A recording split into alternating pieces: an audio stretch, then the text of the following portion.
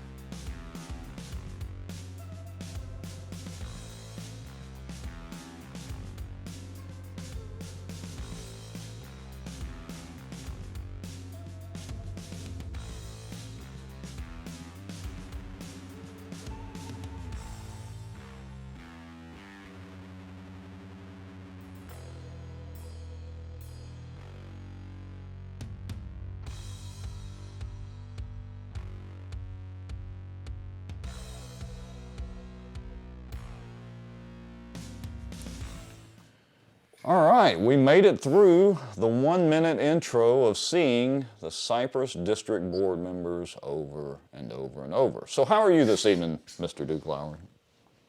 Boy, I am struggling.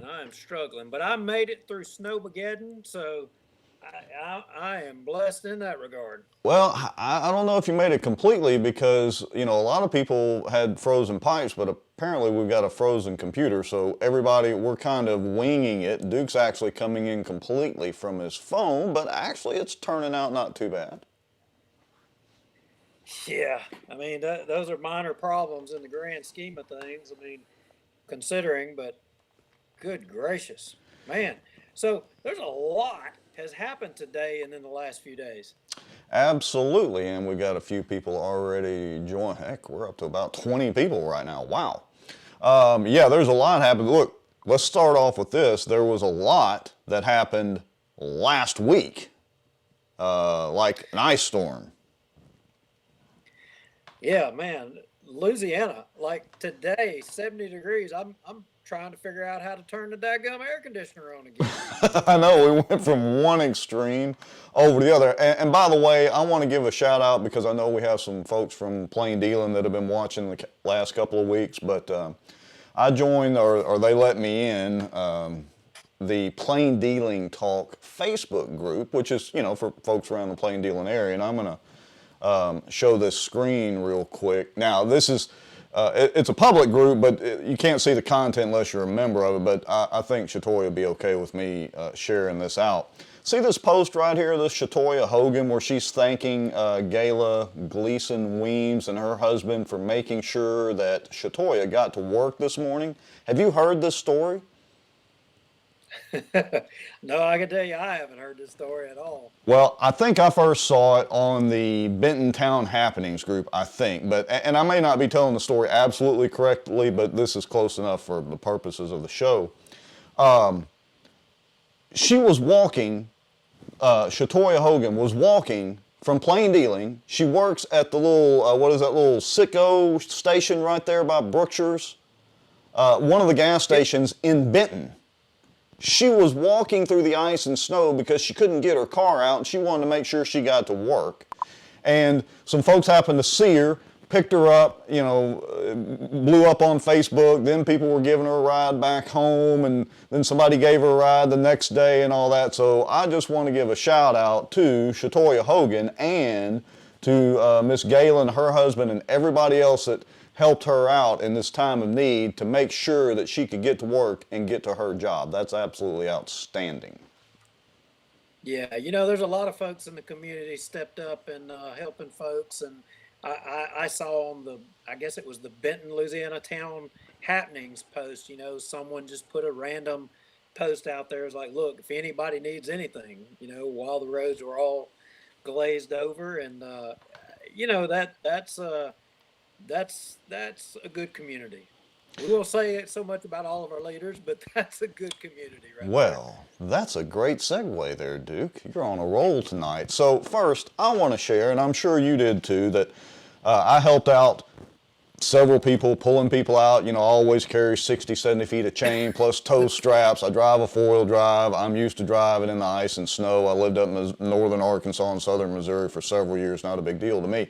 So I helped pull out several people. I saw a whole lot of other people in Bossier and Shreveport and the surrounding areas helping others. We had fire captains on their tractors and other folks on their tractors trying to clear off the roads.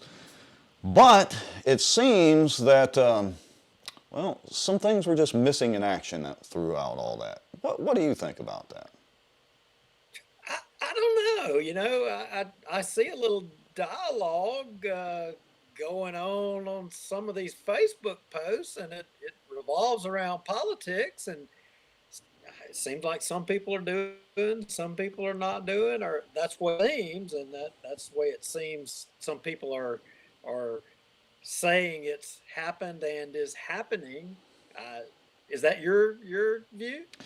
Yeah, I can just say, I can tell you there's a lot of frustration with people. Look, you know, through the whole situation, there were definitely water issues. We were fortunate, we're on a well, and we had electric issues. We were lucky our electric, I think, might have blinked once maybe, but we were real fortunate in that regard. I know a lot of my neighbors and friends and a lot of other folks around the area and on into Texas were not so fortunate. But I think the biggest problem was, it seemed like a lot of our local leaders around here, it was like crickets chirping, trying to get updates from them. And I think that's the biggest problem. It's not that maybe we expected the mayor to come over from Marshall and, you know, get out there on an electric pole and try to get the electricity going, but there just seemed to be a lack of communication to me.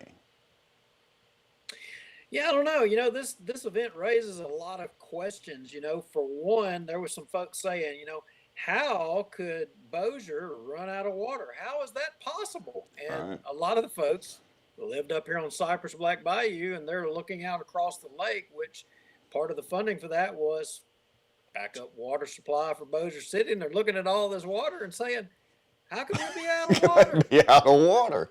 Well, okay, and you live right there on Black Bayou. I know you were without water for, I don't know, how long? 3, 4, 5 days maybe? You know, as long as it took to melt snow, which, no, I don't remember how long it was. It might have been a day and a half or so, but, you know, and it wasn't bad, but,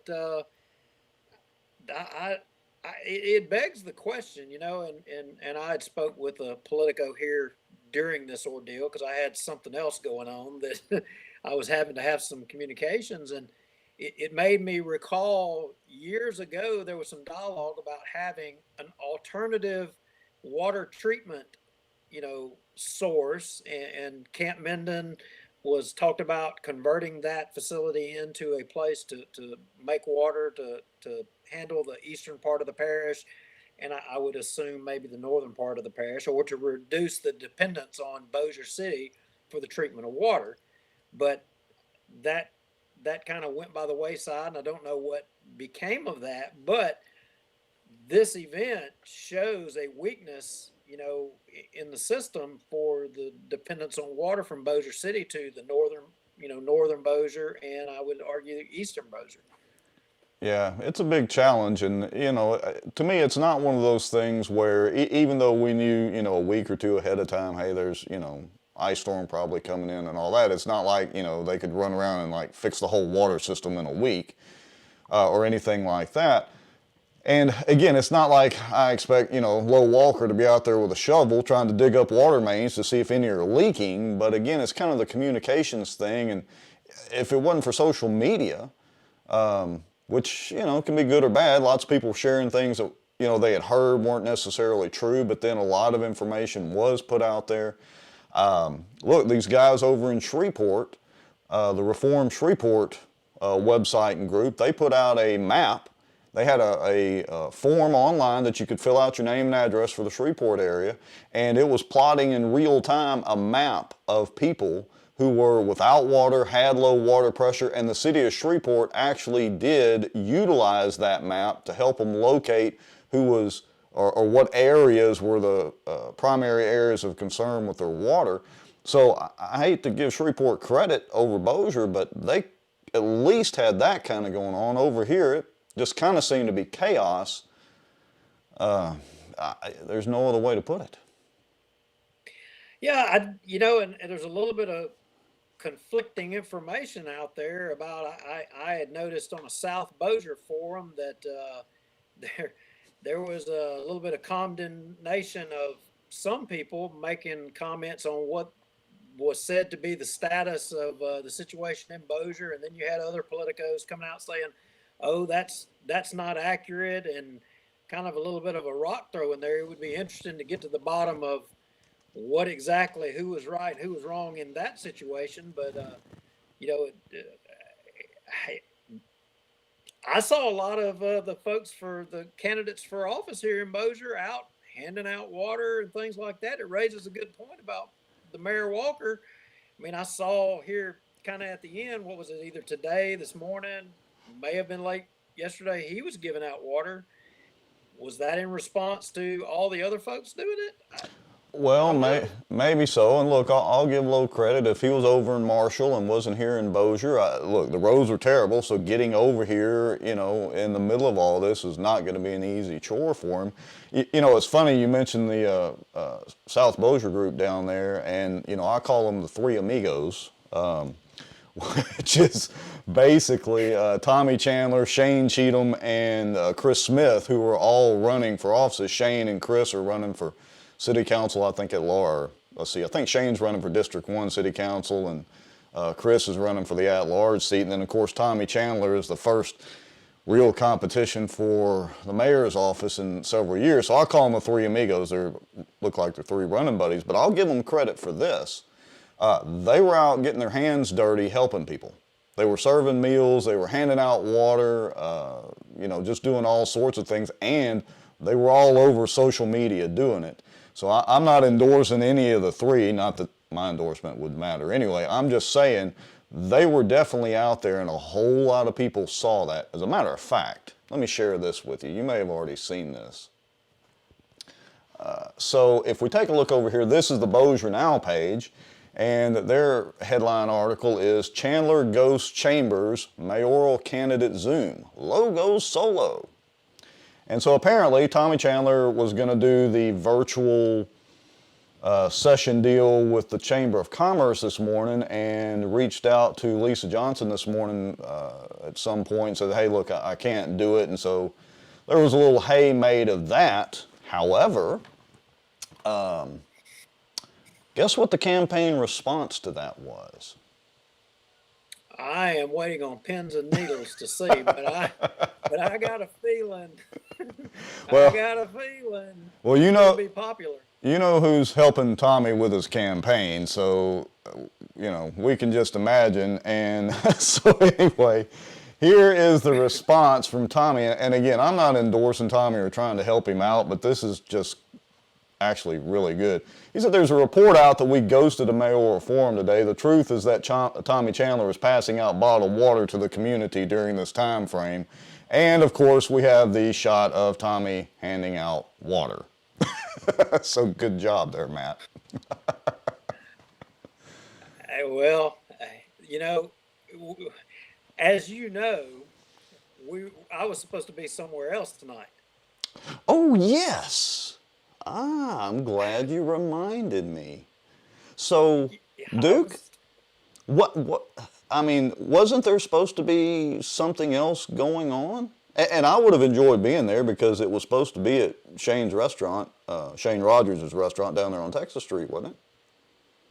Well, you know, we were supposed to have a debate. This is the Republican, you know, Bossier Parish Republican Executive Committee. We had the committee agreed we were going to have a debate. We had scheduled it for actually tonight, and kind of got down to the wire there, and there were some concerns about having a debate with, you know, people having problems with no water, you know, broken water lines, contaminated water, you know, and you had some collapsed structures. Just that, you know, really probably now isn't the time to be, you know, politicking. It's kind of the deal. The issues and recommendations were talked about amongst all of the committee members, and the conclusion was reached that, you know what, it probably isn't appropriate this close to, if we were, say, at the end of this week, it might be a different conversation, but there's still ice in my driveway. Oh yeah, I've still got it in mine. Yeah. Yeah, so we just as a committee decided to postpone it. That was not in the best interest. So when you see somebody being condemned, I guess you could say, and I haven't seen any of those articles, but if there was hay being made of Chandler not being on a show today for an interview, I don't know. I don't know that that's right, and for his campaign to come back and with a screenshot of him out handing water in the community and doing service, I mean, that's a good move there politically. Hey, hint to the rest of the candidates, especially the ones up for re-election, you might want to be seen out in the community helping others and do it on social media. And look, I'm as critical as anybody about the Bossier Republican PAC. But I agree with y'all. I think that was the right call, that, being, the day after the weekend of the polar vortex, I think that was the right call that, right now, like you said, still got boil orders in place and all sorts of things. And so people need to be focused more on that necessarily than they do a debate right now. So I think y'all made the right call on that. Yeah, I think so. And besides, this is one of those days. I don't know if you was watching Washington D.C., but my gosh, it made me want to vomit today. I didn't pay that close of attention to it. I did see where there's some Supreme Court rulings that came out. Oh, by the way, I want to show everybody real quick. So just in case we have some folks that are interested in hearing from some of the candidates, we'll give the Bossier Chamber a little plug. Full disclosure, I'm not a member of the Bossier Chamber. But they did have a virtual forum. It's over on their Facebook page. There's a Meet the Candidates deal, and there's also one with Low Walker, since Tommy was out handing out water. And so if you want to know a little bit more about the candidates, just head over to the Bossier Chamber's Facebook page and go check out their video. So what was going on? What's the deal in D.C.? Oh my goodness, the conservative Supreme Court of the United States decided that, you know what, we're not going to even consider any election cases that remains. And they pointed out that, hey, you don't have standing, right at the time of the election. And, oh, by the way, the same issues are moot after the election. So a lot of folks are sitting here wondering just what exactly has to happen for an election case to be heard by the current Supreme Court of the United States. Well, we've got, what's the new justice? Amy Coney, I can't ever say her middle name. Barrett. Yeah. A Louisiana product. I remember the debate on Facebook and different people. Oh, she's our girl. That's look, I remember Mike Johnson saying on Facebook that he had reached out to her by text message because he has her in his phone contacts. And congratulated her. Yeah. I'm telling you, that drum was beaten. I'm talking about loud. I thought I was back in high school listening to the band come marching into the stadium. I'm telling Absolutely. Terry Norris said, Terry Norris says, who the hell is running our country? I would probably say, Terry, that the inmates from the asylum are running our country. So anyway, yeah. So for those of you watching, just to short and sweet on this deal, is basically they decided that the executive and judiciary of this country who want to make changes to the way the elections are held, they can do it not only day of election, they can do it multiple days after the election. Yeah. Even though that's not what the Constitution says, that's where we're at. Oh, the Constitution, it's a living, breathing document now. And, you can just do what you want to with it. What difference does it make? To quote a famous ex-politician. Yeah. So here's the thing: if you want to get elected, what you need to do is have you a lawyer on standby, and right at the day of election or what have you, sue the Secretary of State to get relief and force them to compromise with you and to change the rules. And there you go. It don't matter what the legislature puts in place or what law. Just all you need is a good lawyer or the right judge. Yeah.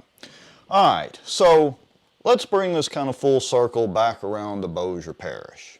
We kind of teased out, or I shared out, I don't know, an hour or two before we started doing this live show, that we had some upcoming topics, one of which dealt with voting. And, we realized in light of, last week and the freeze and everything that everybody's going through, that may not be front and center on everybody's minds, but we wanted to kind of start talking about it tonight because it is an issue and it is coming up, and we do have an election coming up in March around Bossier. So, do kind of bring everybody up to speed a little bit on what the potential, and let me emphasize, as a former member of the Board of Election Supervisors and blah, blah, blah, and Duke, I know you've been up to the courthouse too during the elections, we're not saying that anything wrong is going on in Bossier Parish right now. We're saying there is a potential, not just in our parish, statewide, and there are some things that people just kind of need to be aware of. Yeah, I think the best way to frame this is that there's a lot of information out there about our elections. There's a lot of information out there about mail ballots, early voting, and stuff. And I think personally it would benefit everybody to delve off into that and have a little bit more detail on the processes. Yeah, absolutely, Rex. Bossier. I mean, we've complimented Bossier countless times. And to my knowledge, I don't know really in the state of Louisiana in the last couple of election cycles if there has been any major problems noted or identified. I do know that Jeff Landry's office, they did prosecute one case down there. It was a weird deal, but not any kind of widespread fraud. So there's some major changes coming in our election, and this thing is kind of teed up that the state of Louisiana is fixing to be in a position that we could arguably affect elections across the nation. And people say, well, how is that possible? If you watched this last election, you saw that, you had counties in Michigan, you had counties in Georgia, you had counties in Pennsylvania, New Hampshire, Arizona, multiple states that had problems or expressed problems with their election. It primarily revolved around mail-in ballots, and it primarily revolved around the counting of votes with electronic machines. Dominion was the name of the machines that were pointed out most frequently. And ironically, and I'm going to correct the record because I was having a dialogue with someone here not too long ago about the existing machines that we have in Louisiana. Somebody said, they're Dominion machines, and I argued that no, they're not Dominion machines.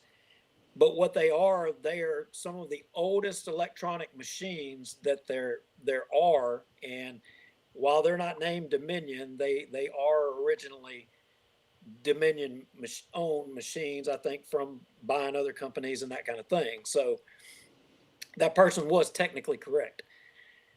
But right now, the state of Louisiana is in the process of updating all of our voting machines across the state. And as of the first of this year, the Secretary of State put a bid out there for companies to give proposals to Louisiana to, he was accepting bids to put new machines across the whole state. And So a lot of people, it's kind of struck Facebook and it struck the social media, and now people are starting to call the Secretary of State's office. And I saw just today somebody said I called down there, they put me off to some young man that didn't know nothing, and all he would say was that they couldn't talk about it right now at this time, and you know, as if they were trying to hide something. Well, it wasn't so much that they were trying to hide something as that in where they're currently at in that process, they've got a dark period where they can't talk about it. Right. So that's actually technically where they're at. They're in this dark period and they can't talk about it. But, and again, we had technical difficulties tonight, so we're going to have another show coming up to where we're really going to dive deep off into this, other than what we're going to do. But the bid request that Secretary of State's office put out was 126 pages, and we just got that late this afternoon and started going through that, and we've already identified, a lot of different issues that need to be addressed, and they're issues that we've heard across the country and concerns that we've heard across the country.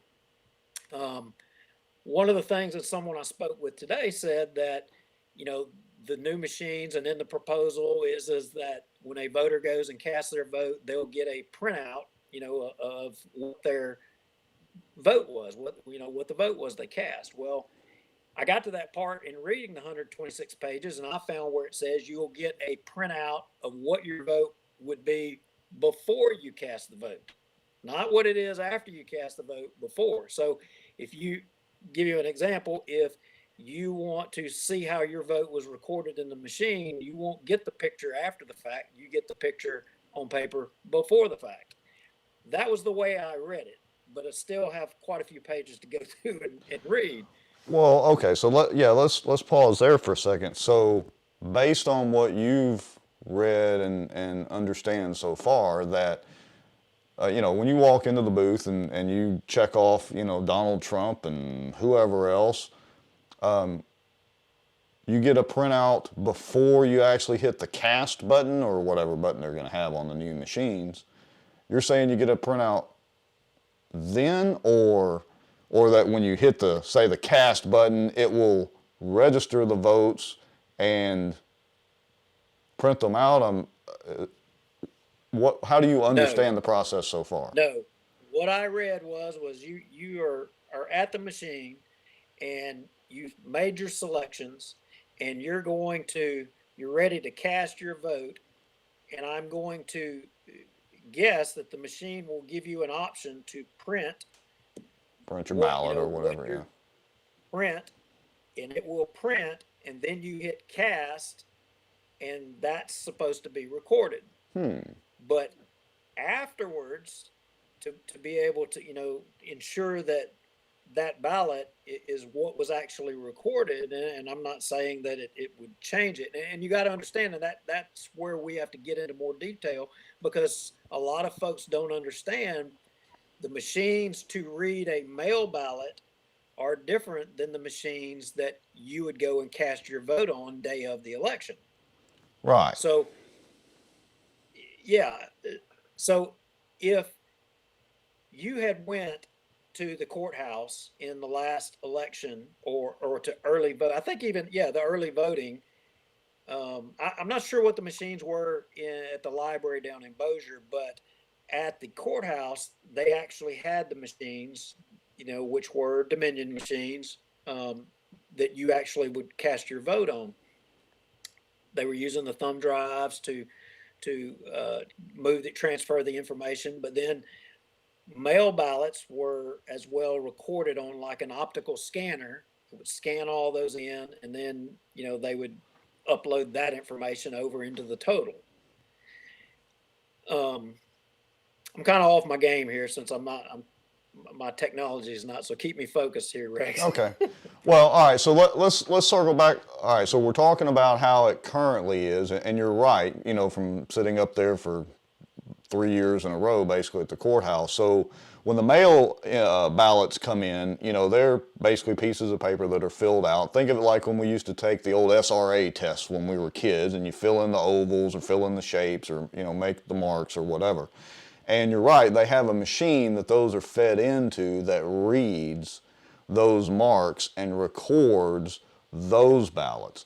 Now, the actual machines, when you early vote or when you actually go to the polls on election day, you don't get a printout or like Jamie Marie Pope said, like a receipt or proof of your vote. You really don't get that. You're depending on, hey, well, the machine recorded my vote and I hope it recorded it correctly. Yeah, and this new machine and the new proposal that the Secretary of State put out, that was one of the requirements is that the voter, when they cast the vote on election day, before they hit the cast button, it will print a ballot of what their selections were, or it'll print a sheet that says what their selections were for them and them only. And then their vote will be recorded in the system. You know, my question is if say, for example, we had some of the problems that were mentioned in some of the other states, you know, can you go back with your printed ballot, then match it to the voter roll where you cast your vote and match it up to ensure?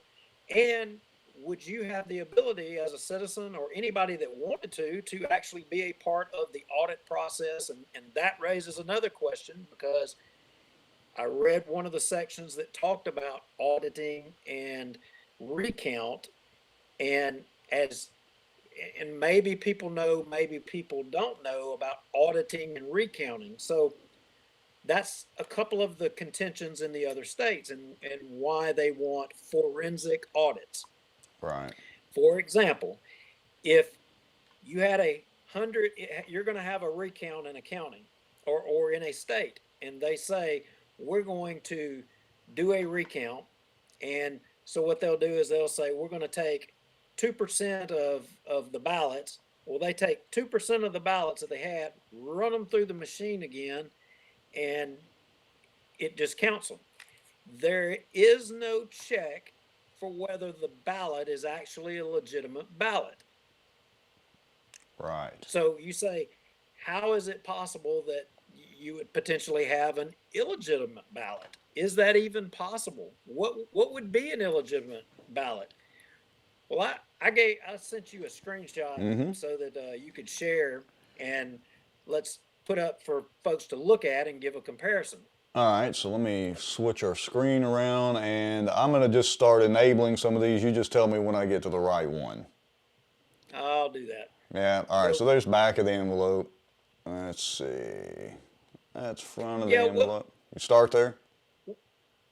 Well, and what we're doing here is in the last just Republican Parish Executive Committee race, I requested a mail ballot. As it turns out, I was here able to go and vote on election day. And so I got this mail ballot. I didn't open it. I didn't do anything with it, but I went and voted at my regular voting location. And so, you know, we got to thinking about it, and we were like, you know, this would be a good way to people who don't get mail ballots or ever have to get to see and understand a little bit about what it is. So that's the front. That's the way it comes. You had the back on just before that. Go on to the next one. All right. We're going to show you everything included in the ballot.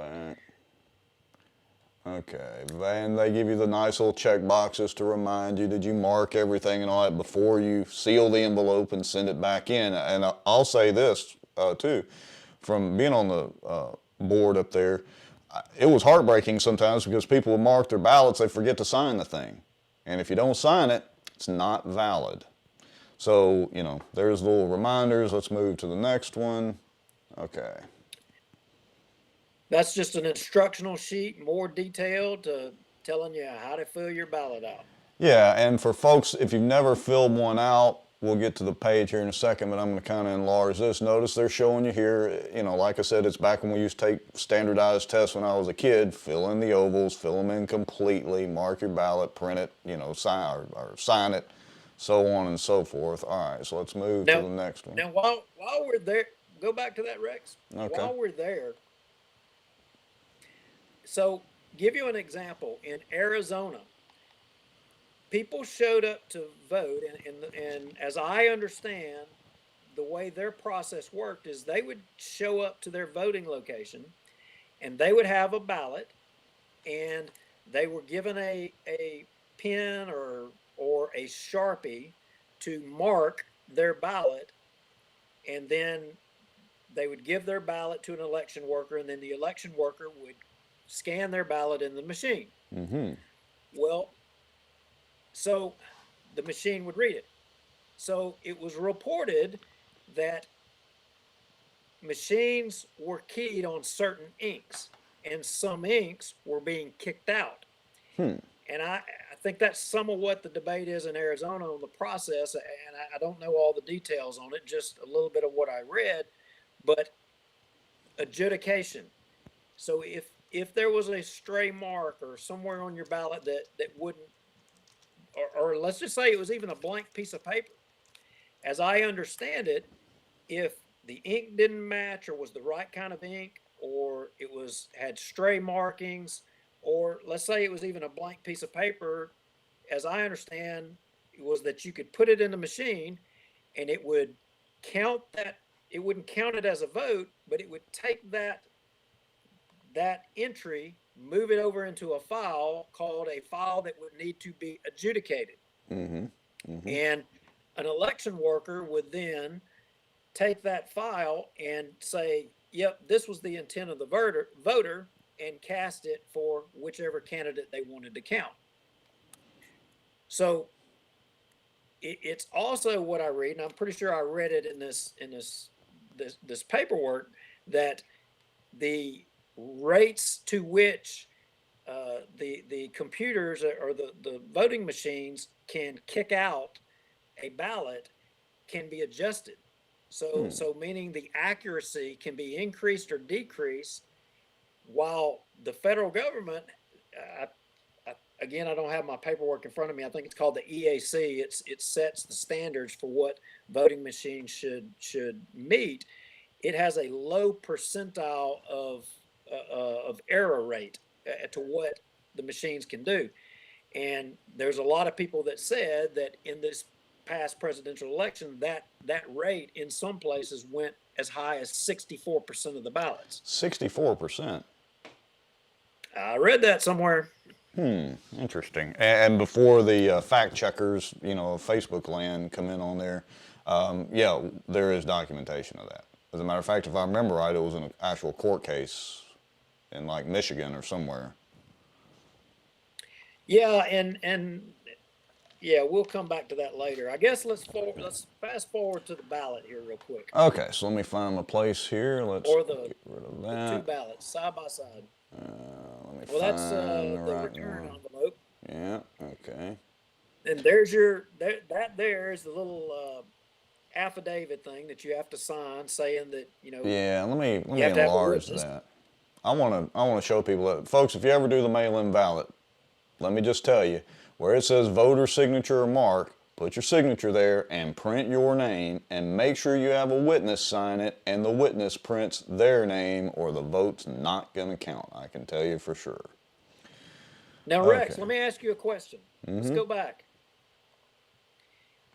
And go down there, go back and go to the signature thing. Zoom in on the signature right there. All right, let's see how close I can get this. Hold on just a second here. All right. So everybody knows me and they know what my name is, but you are on the Board of Election Supervisors. Now let me ask you a question. If I were to sign my name, Daffy Duck, on there, what would happen? Well, in theory, hopefully somebody would catch that and your vote wouldn't necessarily count. But they'd have to have a way to cross-check that. So if my ballot there that was mailed to me accidentally got put in somebody else's mailbox and they got it and they filled it out and put Daffy Duck on there and then sent it back in, with underneath the bottom Speedy Gonzalez for the witness, would that get it kicked out? In theory, it should, but there's theory and then sometimes reality.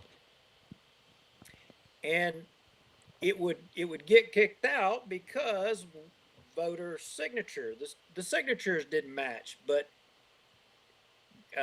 that's not a state law. Right. So what's to say that, we're one of them states that could have ballots with signatures flying out there. What is there to prevent it? There's not. The only hope is that, well, wait a minute, is it even legal for them to check that? Well, that's an interesting question, and having sat in the courthouse, I can attest that some signatures were double checked from time to time. As a matter of fact, we had several that came through with just a mark, just an X.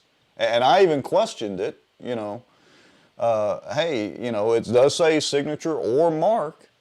And of course, so we had to allow the ballot through, which I was all in favor of. But I can say that signatures have been checked against existing signatures. But that wasn't my question. My question is,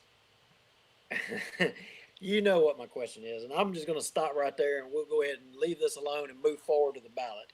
Yes, and I just want to let everybody know, in the future, I've talked to Stephanie Adgie, who's our registrar of voters, and she is straight up runs a tight ship with all the voting machines and everything that's her responsibility, and she has agreed to come on in the future to one of the shows, or we'll do a pre-recorded video, and we'll get it, get it straight from her on how they run the voting systems and elections and all that as well. So we'll have that perspective too.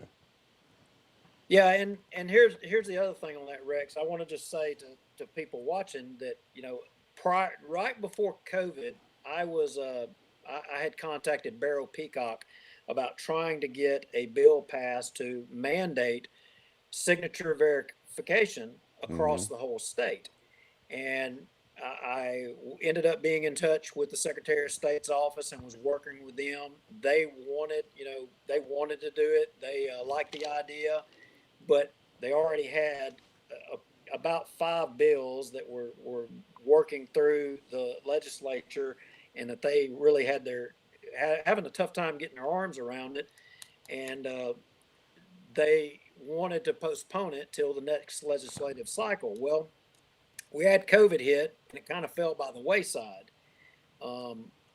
So it's something that needs to be done, and we're going to have to come back to it, but it's going to take time, and I can't think of a better time than now.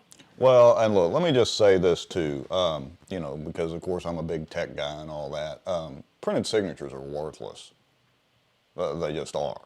I hate to give Bill Clinton any credit, but I think the legislation was signed in '98 for the digital signatures to allow those to be legally binding. Tony says, why sign it if it's not going to be checked? Tony, I can tell you from sitting there and looking and glancing at them, we do, or at least I know I did, and the other folks on the board did too, that, we would kind of glance at the signatures, mainly looking to make sure it was the name, just, as quick as we could, and that it was filled out. I can tell you there were several ballots that I looked at where it seemed to me that the voter's signature and printed name handwriting looked remarkably similar to the witness's handwriting. And a lot of times that comes from folks that are in an assisted care facility or something like that, or they have elderly folks, they may have somebody, a family member or whatever, help them fill out their ballot. I'm not going to say that's what the case was, but I can just tell you that some of them did look similar, but there's no complete way to verify that. I mean, there's just not. Signatures are better than nothing, but from a technical perspective, they're worthless. Yeah, and that's right. Jamie Pope put up a really good post there and says, And that was where I was going to go earlier, where I stopped and said we'd move on to the ballots. But she said, I mean, I agree, except one thing: I sign different depending on how many children I'm chasing at the time, and that's the rub.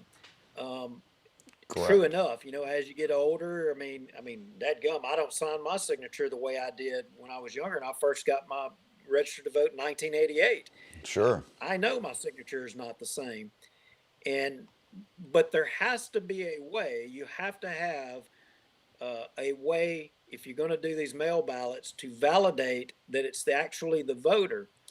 If you don't, you get what you have in these other states, and signature verification is a main one. The majority of them, I would say, signature verification you'll be able to know that it's actually the voter. Yeah, Um, and look, I'll just say from a tech standpoint, there are absolutely ways to validate people using technology, but the problem is we can't assume that everybody has access to technology, especially folks that are, in older generations than we are and all that. A lot of people do have smartphones and all that, but they're not necessarily well versed at using these apps in different ways to verify people. So it can be done that way, but that's not necessarily practical. David Womack said, not sure you can leave it blank. David, I'm guessing that you're referring to the signature and the printed line and the witness. And I can tell you, if you leave it blank, it's not going to get counted. It'll get rejected. yeah, that's a guaranteed right there. Um, the other point about that is, and I can tell you, there's opposition from the election folks in every parish across the state, and they cite one, resources to validate uh, signatures. That is a problem, and two, they also cite being able to do that validation day of election and have results by the end of the day. Well, that's another problem with the law that has to be changed because uh, they can't open the ballots until day of the election. So when day of election rolls around and everybody's or not everybody, but a lot of folks are say going to the polls to pull a lever or push a button to cast their vote. People who have mail voted, there is a stack of mail votes sitting at the courthouse, and they have a few girls that are dedicated to start breaking the seals on those ballots and start the process of counting them that day, and then get it completed by the end of the day and counted, hoping there's no problem so that it can then be submitted with the results of the votes at the voting locations at your precincts. So I would submit that's not really a problem, in that we simply need to, we don't have a problem in extending, early voting and backing it, going the other direction and backing our voting up. We should we should include in there that they should be able to break the seals and start counting those mail-in ballots before election day and take some of the pressure off of these folks so that they can have the counts done on time. Yeah, I wouldn't argue with that. Tony's got a question here. He says, what about having ID or driver's license copy mailed in with it? I mean, I have to show my license to vote in person. Just a thought. That's a potential thought, but honestly, Tony, is not much more validation than having the signature on there. But it's an idea, maybe a step in the right direction. Yeah, so let's go on to the ballots where you got the two ballots side by side, and Let's see if I can find, not that one. Is it that one? Yes. There we go. yeah, right there. So everybody watching, I'm wondering if you can look at those two ballots and see which one is the real one and which one is the fake one. They look pretty similar to me. Are you going in the ballot printing business there, Duke? I I hear you have to change your party affiliation to do that. Yeah, but in all seriousness, those look pretty close. One of them is real and one of them is fake. Yeah. Now, I didn't look while I was up there, and I hadn't dug into the machines that they use to read those. I do know that they do use a particular type of paper with those, and the machines are probably very sensitive to that type of paper. And so that would be one check on, you know, the just regular old Xerox copies. But I don't know, anybody got a guess? Yeah, Miss Ann, which one do you think, Miss Ann, is the fake ballot from Duke's Ballot Printing Company?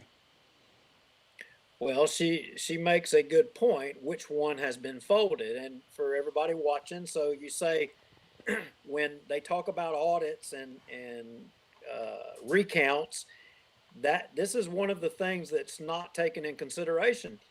Which one was actually mailed? That's not a hard thing to tell. It has to be folded to be put in the envelope. It will have creases in there that show that it's folded. So that's an easy way to tell. Like you said, the paper, but there's numerous reports that that's not a significant factor, that you can take a blank piece of paper and run it through the machine and it's going to acknowledge that there's something wrong with it, put it in a file for adjudication, and then you've got some person sitting there who looks at it and decides what the intent of the voter was. Now, are we saying that anybody's dishonest? Lord, no, you can't say that. That's true. Yeah. I can only testify that, you know, in the Bossier courthouse, when I was there, that everybody in there was pretty straight up and we all actually kept an eye on each other. But you're right. You can't guarantee that in every voting location, in every courthouse. You simply can't guarantee that. And we know for a fact that voting irregularities have happened in almost every election, whether it's on the Republican or the Democratic side. Yeah, and another point, if you look at those two pieces of paper right there, one obviously is a copy and one is the original. I would point that you see the one on the right, the length of the paper is a little bit longer. It's lined up perfectly on the bottom, but if you look at the top, it's a little bit longer than the other. That's a differentiation. The folds, like Miss Ann pointed out, you heard in some states that you had pre-filled out ballots, or there was the argument that there were computer generated ballots where they were already filled out and copied and put into the machines. That is another way that if a forensic audit was truly done, that you could actually take the ballot, you know, I hate to say get a microscope. For some of us, the way our eyes are, that's what we'd have to be able to actually see it. But you can look at the oval that's filled out and see if it's computer generated or if it's not. Right. That's something to look at. But current audits, when they do them, they don't do these things. They don't look at any of those things. Well, and look, you bring up a good point there. Everything that you're talking about takes time and labor to do. And so that's another factor that you have to consider when you've got, you know, thousands to millions of ballots being cast and you're having to go in and audit these, you know, and maybe not auditing a whole stack of 1 million votes, but even when you're into the thousands or tens of thousands or hundreds of thousands, that takes time to do. You know, there are people out there that are professionals in this business that say that it's not that difficult to do. In fact, in every one of the elections that are contested, or you know, the counties that are contested, and you know, there are forensic auditors that have said, for example, like in Maricopa County and even in Georgia, that they could go in and within a matter of 3 days could audit every single one of the ballots, all of them, and they could tell you 100% if there are illegitimate ballots or if there, you know, are all legitimate ballots. They can tell you for sure. They said they can tell you where the paper's made, what country. They can tell you when it was made, what kind of ink. You know, just the information is endless of what they could tell, but nobody is auditing things except, as I understand it, there's only two places that a forensic audit in the 2020 election were performed. One was in Antrim County, and the other is recently, and it isn't a full forensic audit, but it was in New Hampshire. And in both cases, the results were skewed. Now, the results of what the machines reflected and the results of what actually ended up after the hand counts and after the hand assessment of the ballots determined that things weren't correct. Well, I've said since November that there were definitely some shenanigans or irregularities that happen. That honestly, they happen in most elections, some to a degree more than others. But it needs to be looked at. I know, looking at some of the information you had shared with me, that some of the numbers that they were off in that one particular county in Michigan were ridiculously high. I mean, it wasn't a lot of total vote count, but the percentages that they were off were exceptionally high. And whether it's Democrat, Republican, whether it's Trump, Biden, it doesn't matter. Those types of things need to be looked into, and that's the only way that we can begin to help ensure election integrity and confidence. Never going to get it down to perfect, but the American people need to have the confidence in their voting system. So, yeah, without a doubt. And saying that you do an audit that doesn't look at the issues that people charge are the problems, that does not build confidence. right. If somebody says that the ballot is a fake ballot, and even though it'll feed through the machine and the machine will count it, that does not answer the question. It doesn't answer the question. You're right, it doesn't. All Whether right. the question's right or wrong. Yeah, absolutely, and that is a key difference too. So, all right, well, we're right at about 57 minutes, and looks like some of the viewership is dwindling down a little bit. Let me see what Tony said here real quick, and we'll kind of start winding this up. Tony says, my wife's parents are in Antrim County, Michigan. They said their votes got casted completely opposite of what they voted. And that's, Tony, that's a good point right there, because, when we vote here in Louisiana right now, we don't have any way, other than when we go in there to take a picture, we don't have any way to have any sort of audit trail as the voter. We know what we pushed on the deal. We know who we voted for when we hit cast. We know if we filled out a mail-in ballot what we circled in, but after that we really don't have any proof of it. So I think that's going to be something else that all the disparate states are going to have to look at as their voting systems are scrutinized even further. So what do we have coming up? Ideas for the next week or two, Duke? Any ideas so far? Well, we're going to have to come back on this issue with the ballot stuff, because, like I said, we got that 126-page report, and we're delving through it and picking through it, and I think the Secretary of State is trying to do a good job, and I don't think there's anything kind of going sideways there. But I think it's incumbent upon us. People ask, what can they do? What can they do to make a difference? Well, we need to make sure that we've got the right target and we're heading in the right direction. So, in our next show, or one of the next shows, hopefully we'll have our tech issues worked out to where we'll be able to really pull up that 126-page document and cut to the fine print on where the gray areas are, specifically, on the problems that we saw across the country. And does the proposal currently get us there to fix those problems or not? I can tell you right now, there's things that I want to see happen in the state of Louisiana as far as for election integrity. I'll tell you something.